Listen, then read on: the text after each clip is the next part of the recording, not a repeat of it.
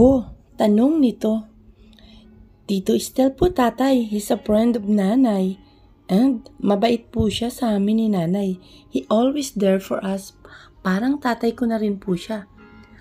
Halos mag-isang linya na ang mga kilay ni Hunter habang nakikinig ito sa kwento ng anak. Nang balingan itong muli, nang tingin si Mabel, nagpakawala ito ng malalim na paghinga at bahagyang napailing. Subjel, that's enough. Saan niya sa anak? Tumigil naman ang bata sa pagkukwento nito sa tatay niya. Alam kasi ng kanyang anak na kapag tinawag niya ito sa pangalan nito, ibig sabihin ay seryoso na siya o hindi kaya ay galit siya. Sorry po. Hoy, si Estel. Napatingin siya sa binatang ito nang ito naman ang magtanong sa kanya. It's none of your business. Biglang natawa ng pagak si Hunter dahil sa sinabi niya, damn it, so she's dating someone else? Tanong nito sa isipan, nagtiimbagan pa ito habang seryoso pa rin nakatitig sa dalaga. Napakislot si Mabel nang mula sa kanyang likuran ay nadinig niyang tikhim ni Hunter.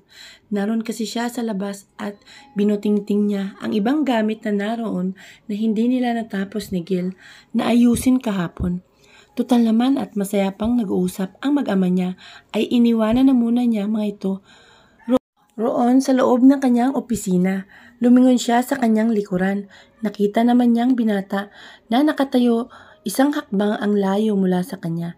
Hindi niya malang naramdaman ang paglapit nito kanina sa kanya. Nasaan ang anak mo? Tanong niya. Can we talk? Sa halip ay balik na tanong nito. Nagbawi siya ng tingin sa halip na sagutin ito. Muli niyang itinoon ang kanyang atensyon sa ginagawang trabaho.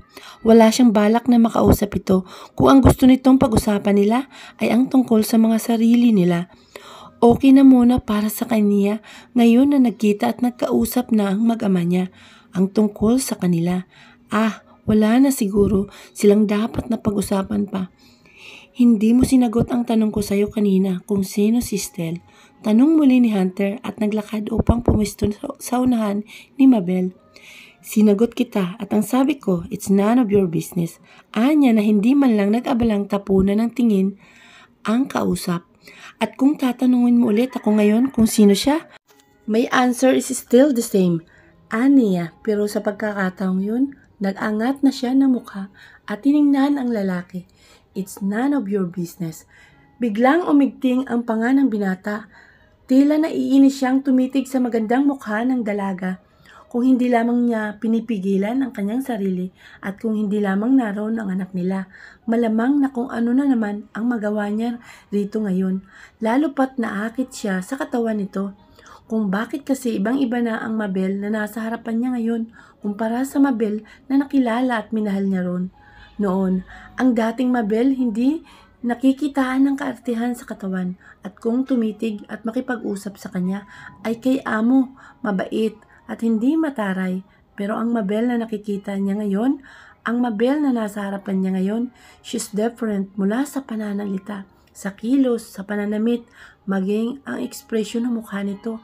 Kung dati ay naging issue pa sa kanila ang pagpayag ng dalaga na maging calendar girl para sa bagong alak na ilalabas noon ng kumpanya niya dahil ayaw niya may ibang tao, lalo na ang mga kalalakihan na makakita sa katawan nito. Pero ngayon, hayan nga sa iilang beses na magkita silang dalawa ay laging nakalabas ang pusod nito, ang impis nitong puson, ang maliit nitong bewang, lagi rin nasisilip ang cleavage nito. Gustuhin man niyang pagbawalan ito sa ganun kasuotan, but he can't do anything about it. Hindi na niya kontrolado ang kilos nito ngayon, hindi kagaya dati. Napabuga na lamang siya ng malalim na paghinga, pagkuhay hinagod ang kanyang batok. Ilang saglit niyang pinakatitigan ng dalaga bago humakbang at bumalik ulit sa loob ng opisina nito. Binalikan na lamang niya ang kanyang anak.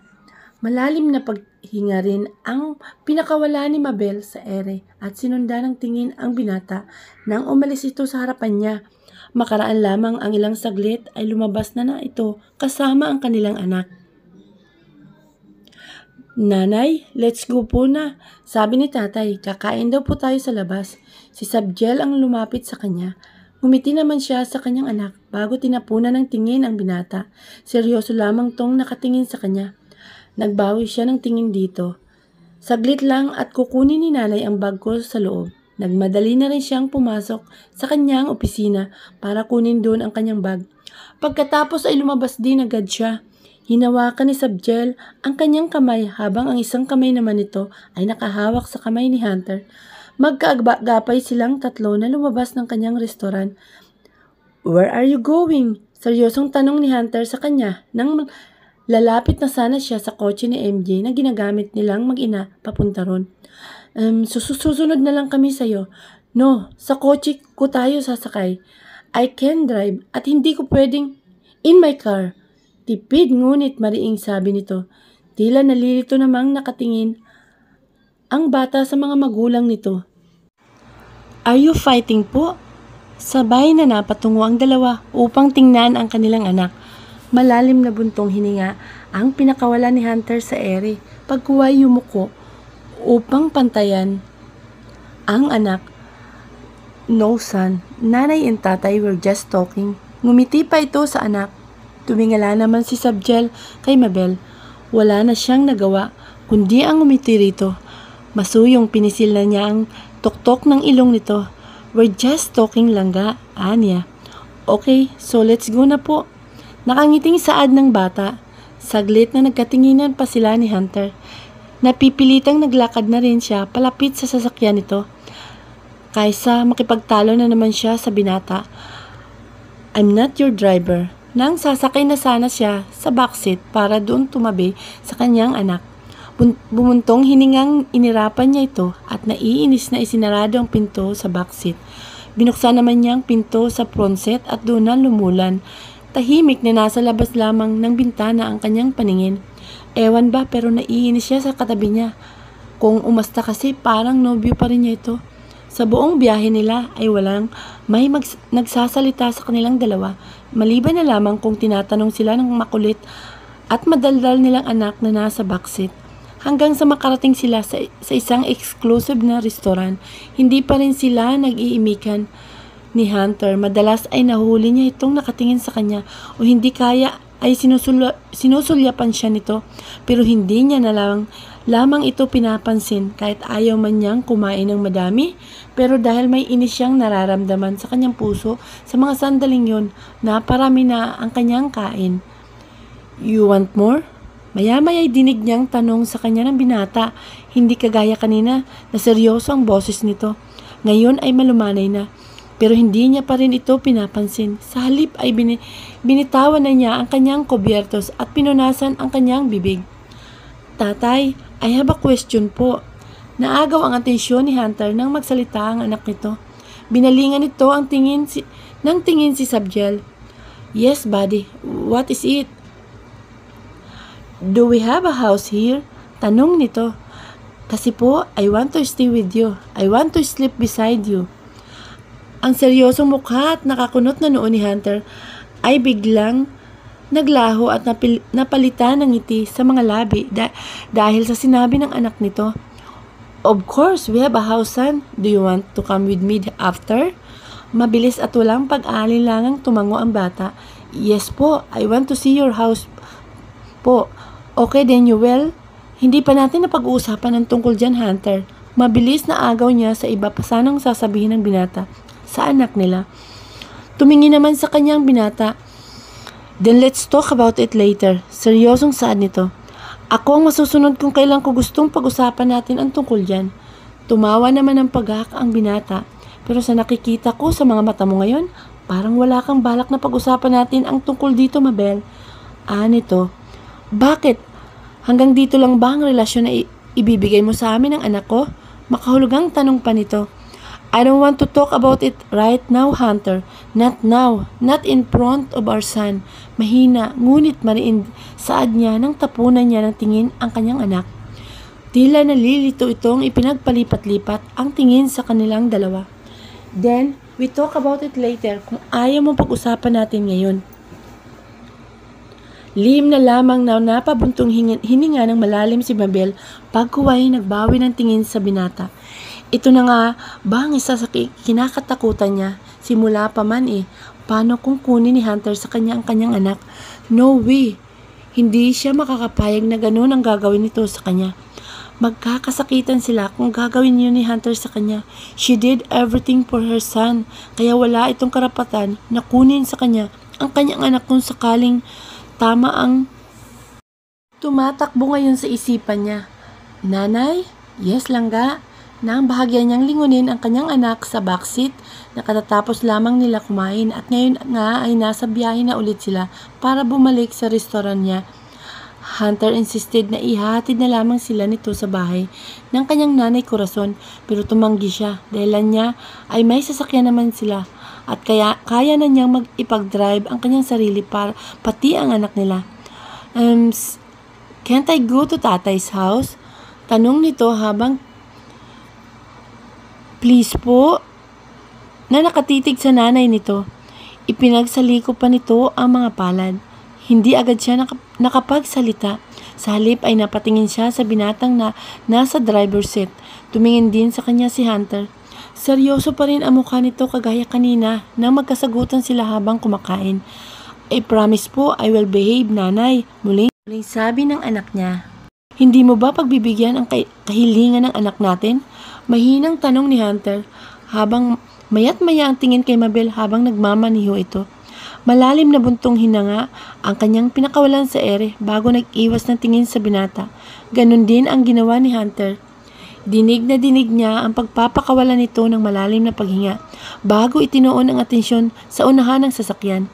Maya-may napalingon siyang muli rito nang marinig niyang parang bumubulong ito pero hindi niya naiintindihan kung ano ang mga sinasabi nito. Are you saying something? Kunot ang noon na tanong niya. Nothing. Tipid na saad lamang nito. I just want to see tatay's house. Muli siyang napalingon sa kanyang anak nang marinig niya ulit na ang sinabi nito. Ngunit sa pabulong na paraan.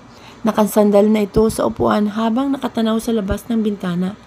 Makikita ang lungkot sa mukha nito dahil sa hindi niya pagpayag na pumunta ito sa bahay ng tatay nito. Okay, fine. Tila napipilitang sahad niya pagkuway. Pero hindi pwedeng magtagal kasi may trabaho pa akong kailangang gawin. Dagdag pa niya. Bigla namang sumilay ang matamis at malapad ng ngiti sa mga labi ni Sabjel. Nang marinig ang sinabi ng nanay nito, maging si Hunter ay lihim ding napangiti nang marinig ang sinabi ng dalaga. Thank you po, nanay. I love you. Ngumiti siya sa kanyang anak. Nang lingunin niya itong muli, maya-maya ay tinuon niya sa labas ng bintana ang kanyang paningin. Hindi na niya aminin man pero may party sa kaibuturan niya. Ang excited ngayon sa isiping pagkatapos ng mahabang panahon ay muli siyang babalik sa bahay ni Hunter. Sa bahay na kung saan nabuo at nagsimula ang pag-iibigan nila noon. Kung saan unang ipinagkaloob niya ang kanyang sarili sa binata kaya mayroon silang Sabjel ngayon. Muli siyang napabuntong hininga ng malalim. May munting kaligayahan man sa kanyang puso pero naroon din ang lungkot. Lungkot dahil mukhang malabo na atang maging okay sila ng kanyang minamahal. Hindi niya na ata mabibigyan ng katuparan ang pangarap niyang isang araw ay magiging okay din sila ni Hunter at mabubuo ang pamilya nila. Nag-uusap lang ang kanyang mag-ama samantalang siya naman ay pinili na lamang na makinig at manahimik habang nasa labas pa rin ng bintana ang kanyang paningin. Hanggang sa makarating na sila sa village na tinitirhan ni Hunter. The place was still the same. Para bang walang nagbago ron. Para bang hindi lumipas ang mahabang panahon at ganun pa rin ang nakikita niya sa buong paligid. Nang makapasok na sa malaking gate ng village ang sasakyan ni Hunter ay nagsimula ng kumabog ng kakaibang kanyang puso. Ewan niya kung bakit. Siguro excited din siya kagaya ng kanyang anak. Dito ka po nakatira, tatay? Dinig niyang tanong ng kanyang anak. Yeah, sagot naman ni Hunter. Your nanay and I used to live here before. Together. Dinig pa niyang sabi nito. Natigilan siya. Gusto niyang lingunin ito dahil gusto niyang tingnan ang itsura nito ngayon pagkatapos sabihin ang mga katagang yun sa anak nila. Pero pinigilan niya ang kanyang sarili. Si Hunter naman ay nilingon ang dalaga, pero taliwa sa inaasahan nito. Hindi man lang lumingon si Mabel sa direksyon nito.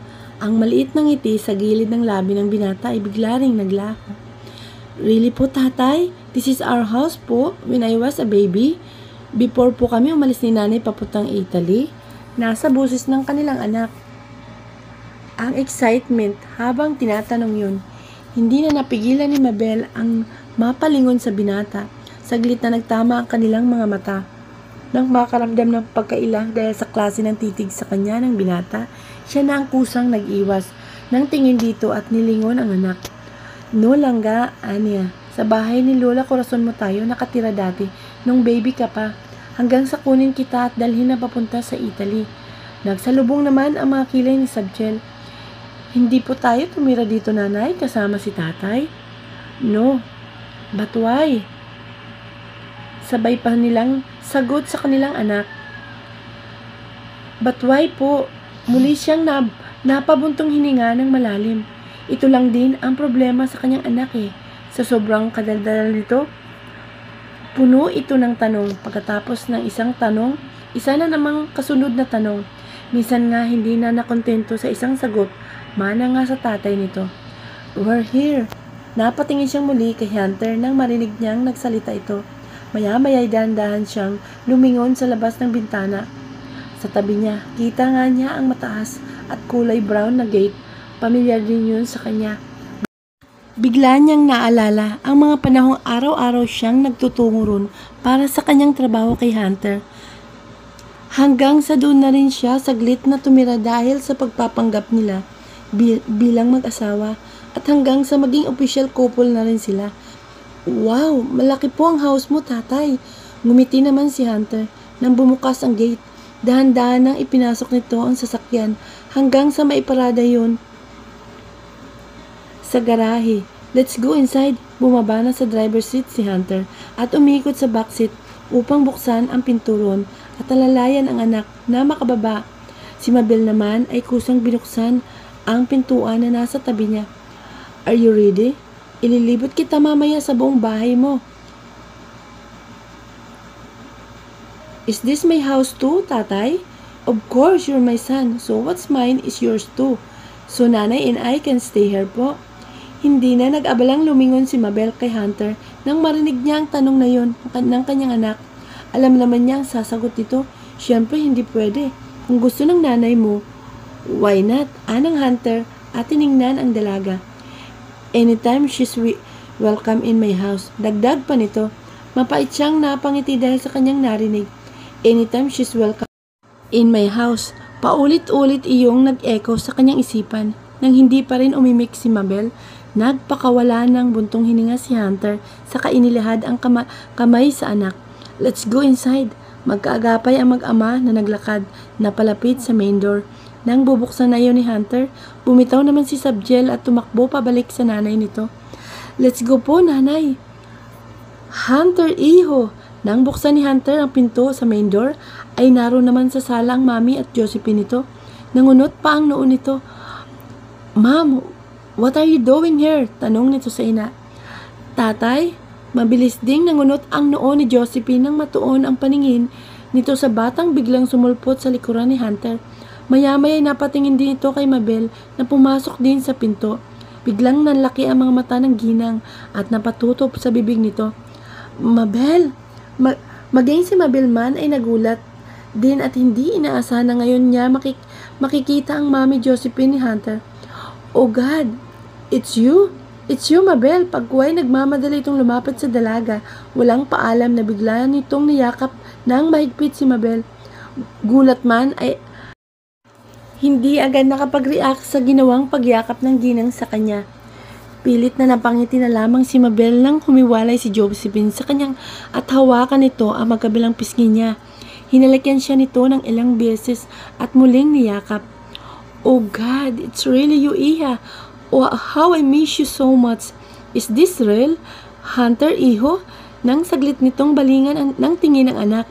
Tutubang nandito sa harapan ko si Mabel ngayon? Tumango naman si Hunter bilang sagot sa ina nito. Oh, maluha-luhang tinitigan ni Josephine ang dalaga. Maya-maya'y muli itong yumakap. God, thank you. You're finally here. Bumalik ka na, Iha. Kumusta po kayo, Ma'am Josephine? Nailang na tanong niya rito. I'm fine. I mean, I'm so happy right now dahil nakita na ulit kita. Nito. Oh, God knows how much I miss you. Ang tagal ka naming hinanap, Iha. Tatay, who is she? Bigla namang napatungo si Josephine nang marinig nito ang boses ng batang lalaki. Maya-maya ay pinagpalipat-lipat nito ang tingin kay Hunter at kay Sabjel. Who is this young man? Nagtatakang tanong din ito. Why didn't he call you tatay? Ma'am, this is Sabjel, my son. Pagpapakilala ni Hunter sa anak, sa lola nito. Muling nalalaki ang mga mata ng ginang dahil sa mga narinig nito. Hindi agad ito nakapagsalita. Nakatulala lamang ito sa maliit na mukha ni Sabjel na parang pinagbiyak na bunga kay Hunter nung maliit pa lamang ang anak nito. Pagkatapos ay ipinagpalipat-lipat muli ang tingin kay Mabel at Hunter. Ibig sabihin, hindi nito malaman kung itutuloy ba ang pagsasalita o ituturo na lamang ang dalawa. Ibig niyong sabihin na may anak kayong dalawa? Tila hindi makapaniwalang tanong pa nito. Nagkatinginan naman sina Mabel at Hunter. Hi po, madam. I'm Sabjel Silas Alfanta Imperial po. Nakangiti at magiliw na pagpapakilala ni Sabjel kay Josephine. Diyos na mahabagin, I already have apo. Ang pananubig ng mga mata nito kanina ay natuluyan na rin na namalisbis ang mga luha nito sa pisngi. Pagkuway umupo upang pantayan ang batang lalaki. He's your apo, ma'am. Ng Hunter, he's my son, with Mabel. Oh Lord, hinawakan ni Josephine ang maliit na mukha ng Sabjel. Hi apo, I'm your grandma, your Lola Josephine. Nice to meet you. Wow, lola ko rin po kayo? Tila gulat pang tanong ng bata. Maya-maya ay tumingala ito sa mga magulang. Nanay, I have new lola po. I already have 2 lolas na. Tipid na umiti lamang si Mabel sa kanyang anak. Si Hunter naman ay bahagyang ginulo ang buhok ni Sabjel. Actually, you have 3 lolas, son. Makikilala mo rin ang isa mo pang lola.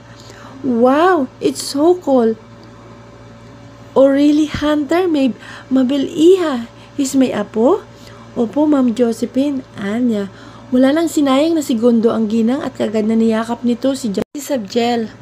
Matagal at mahigpit na yakap, paulit-ulit din itong hinalikan sa pisngi ang bata. Halata sa mukha nito ngayon ang labis na kasiyahan dahil sa nalaman nitong may apo na pala ito. Dahil sa labis na excitement ng ginang, pagkatapos nitong makausap saglit ang apo, maging si Mabel, ay tinawagan din ito si Miranda, maging ang asawa nitong si Arthur para pumunta sa bahay ni Hunter at kagaya sa naging reaksyon at kaligayang naramdaman ni Josephine nang malaman nitong may apo na pala ito kay Hunter at kay Mabel. Ganon din ang naramdaman ng dalawa. Labis ding natutuwa ang mga ito, lalo na para sa muling pagbabalik ni Mabel. Matagal ka ring hinanap namin, Iha. Anang Arthur. Nasa sala na silang lahat at nagkaharap-harap na upang mag-usap ng masinsinan. Wala man yun sa plano ni Hunter at Mabel. Pero wala na silang magagawa kundi kausapin ang mga ito.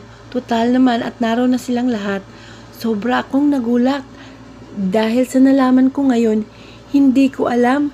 I mean, wala kaming idea na may apo na pala kami. Sa inyong dalawa, nakangiting saad ni Miranda. Nasa mukha at mga mata pa rin ito ang labis na kaligayahan ngayon. You're right, Miranda. Pagsang-ayon naman ni Josephine. Banayad na nagpakawala ng buntong hininga si Mabel sa katipid na ngumiti sa mga ito. Nahihiya man siyang tingnan sa mata ang mga ito ngayon dahil sa ilang taon niyang itinago sa mga ito ang tungkol sa anak nila ni Hunter, pero sinabi naman ni Josephine sa kanya kanina na wala silang dapat ikahiya o ikagilty dahil sa ginawa niya. Naiintindihan daw nito ang kanyang dahilan kung bakit siya umalis at nagtungo noon o ang pagtatago niya sa katotohanan tungkol kay Sabjel. I'm really sorry po ulit. Wala kang dapat na ihingi ng sorry, Iha. Anang Arthur, wala ka namang kasalanan sa mga nangyari noon. Ang mahalaga ay bumalik ka na ulit ngayon at kasama mo pa ang apo naming matagal na naming hinihiling sa inyo ni Hunter.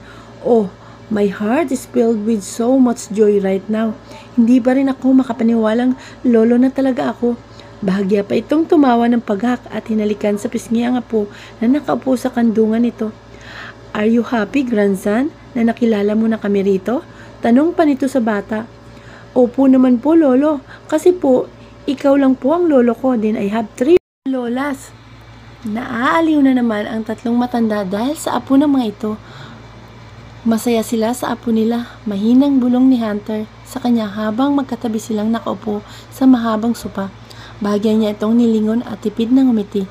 Dahil maging siya man ay natutuwa rin dahil sa kaligayahang nakikita sa mga mata ng tatlong matanda habang kausap ang kanyang anak. Thank you sa pagpayag mong pumunta rito." Muling saad ni Hunter habang mataman itong nakatitig sa kanya. Nang mailang na naman siya sa klase ng titig nito sa kanya, nag-iwas siya ng mga tingin dito. "Your house was still the same." Sa halip ay saad niya rito. Banayad na nagpakawala na naman ng malalim na paghinga si Hunter. Okay, naiintindihan nitong umiiwas lamang si Mabel sa usaping yon. Pagbibigyan nito ang dalaga, but next time, they have to talk about them. Dahil sa totoo lang, ay excited na rin si Hunter. Muli silang magkabalikan ni Mabel. "I'm planning to sell this house." Kunot ang noo na napalingon siyang bigla sa binata dahil sa sinabi nito. What? Balak ni Hunter na ibenta ang bahay na ito? Why? Bakit? Wala sa sariling naitanong niya. Nagkibit naman ito ng mga balikat. Personal reason. Tipid na sagot naman nito. Napatango na lamang siya. How about you, Iha? Nabanggit mo kanina na may negosyo ka sa Italy. So, may balak ka pa bang bumalik doon? Tanong ni Josephine maya-maya. Tipid siyang ngumiti saglit. Actually po, doon na po ako naka-base. Umuwi lang po ako rito kasi po magbubukas ako ng bago at first branch ng restaurant ko rito. Babalik din po kami ni Sab sa Italy after or before 3 months. Yun lang naman po ang inasikaso ko rito. Mabilis na napalingon si Hunter kay Mabel. Magkasalubong din ang mga kilay nito. Hindi nito inaasahan ang sinabi ng dalaga. He wanted to ask her why. Bakit pa ito babalik doon? Umuwi naman ito ng Pilipinas. Pero ni isa kataga ay walang may lumabas sa bibig ni Hunter. Napatitig na lamang ito sa mukha ng dalaga. Really? Hindi pala namin laging makikita ang apo namin. Malungkot na saad naman ni Miranda. Pumuntong hininga naman ng malalim si Josephine. Baka naman pwedeng magbago pang isip mo, Iha. I mean, gusto rin naming makasama na matagal ang apo namin. Honey, pwede naman tayong magtungo sa Italy para bisitahin tong apo natin. Si Mabel, hindi naman mahirap gawin yon. Kung gusto mo, bibili ako ng bahay doon para mas malapit ka sa apo natin. So anytime you can visit our grandson. Saad naman ni Arthur sa asawa. Mas maganda kung nandito sila sa Pinas, Han, para malapit din tong mag-ama ni Mabel. I mean, don't get me wrong, Iha, ha? Matagal ding hindi nagkabanding ang mag-ama mo. So maybe, you will stay here. Malaki naman ang bahay niyo ni Hunter. Bigla siyang nakaramdam ng pag-iinit ng kanyang mukha nang sabihin ng ginang ang huling mga katagang yun. Malaki naman ang bahay niyo ni Hunter. Ano raw, bahay nila ni Hunter? Or hindi na ba maaayos ang relasyon niyong dalawa? Honey, awat naman ni Arthur sa asawa nito. Hayaan na natin sila Hunter at Mabel na mag-usap tungkol sa relasyon nila. Huwag na tayong manghimasok doon. At hayaan na rin natin kung yun naman ang desisyon ni Mabel. Wala tayong magagawa ron. Kung gusto niyang bumalik sa Italy, let her be. Kasi yun ang buong pasya niya. Naroon din ang negosyo niya. Hindi natin pwedeng hadlangan yun. Tayo na ang mag-a-adjust para sa kanya at sa apo natin. Dahil sa mga sinabi ni Arthur, lihim na napangiti na lamang si Mabel. Mabuti na lamang talaga at naiintindihan ng tatay ni Hunter ang kanyang sitwasyon. And she understands. Josephine too. Gusto lamang nitong magkasama pa ng mas matagal ang apo at ganon din na gusto nitong makasama ni Hunter ang anak nito. Pero simula pa man, bago pa man siya umuwi ng Pinas, buo na ang desisyon niya na babalik pa ulit siya ng Italy at doon naman nanatili. Marami pa silang naging pag-uusap doon. Aliw na aliw pa rin ang mga matatanda na makipaglaro at makipag-usap kay Sabjel. Hindi na nga rin namalayan ng oras. Ang balak niyang saglit na pagpunta ron sa bahay ni Hunter ay inabot na rin ng gabi. Nag-insist nga rin ang mami Josephine ni Hunter na doon na lamang sila matulog at bukas na umaga na lamang sila umuwi. pero hindi na siya pumayag